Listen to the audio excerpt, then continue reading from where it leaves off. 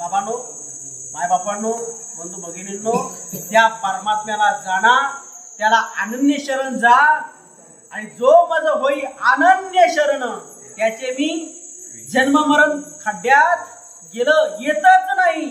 श्रीकृष्ण स्वीकारचे तया त्याच्या जीवनामध्ये फक्त भाग्याचाच उदय होतो.